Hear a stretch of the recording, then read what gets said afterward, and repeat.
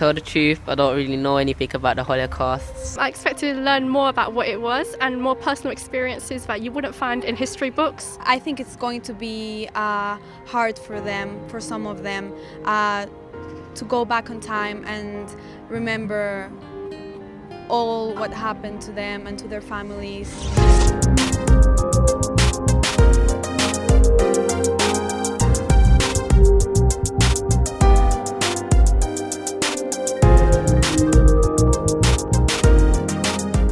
I remember every detail about the past because it made such an impact on me.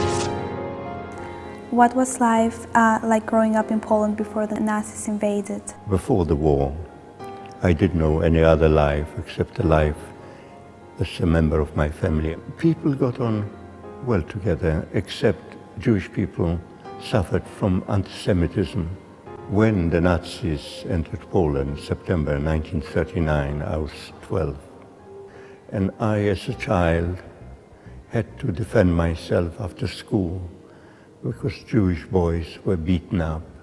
I must imagine that at such a young age, this might have caused you a big impact. Were you sent to the concentration camps? We were taken to the extermination center of Auschwitz. People arrived half dead, disorientated. Some fainted, some died on the journey.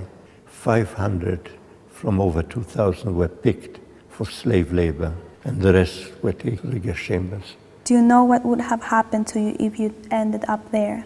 Well, we would have been taken to the gas chambers too and gassed.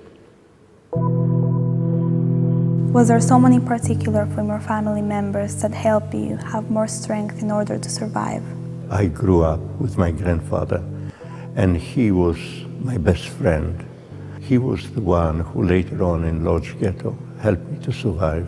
In 1940, the 360 of us from our town were sent to Lodz Ghetto, and the rest were taken away and shot.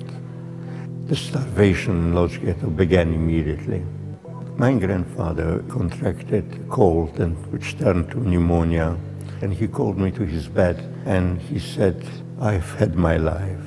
I want you, when you survive, not if you survive, when you survive, to tell the world of what is happening to us Jewish people, that we are being systematically murdered."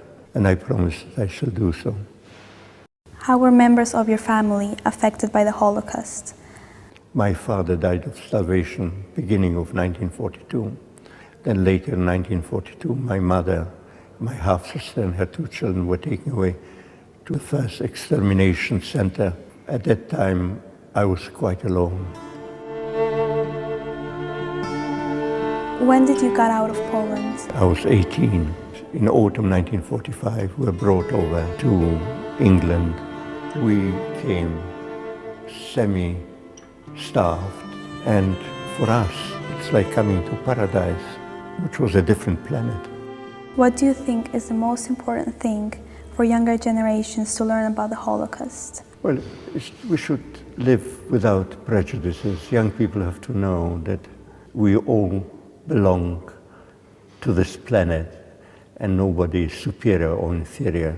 We are all equal in dignity. I knew the stories were going to be dramatic, but I never thought it would be that deep and stuff, like the things they had to do to survive. Roman, one of the survivors, had to witness his friend's murders. Because if I had to do that these days, then I wouldn't have been able to handle it. Like losing people that are so close to you, and there was nothing you could do about it for no reason at all.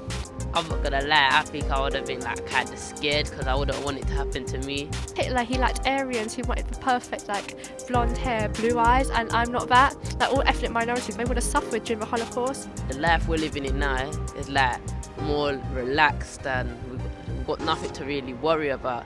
I had learned some things in school, but you know, what they teach us is like actually it doesn't stay in your mind and you don't live the experience.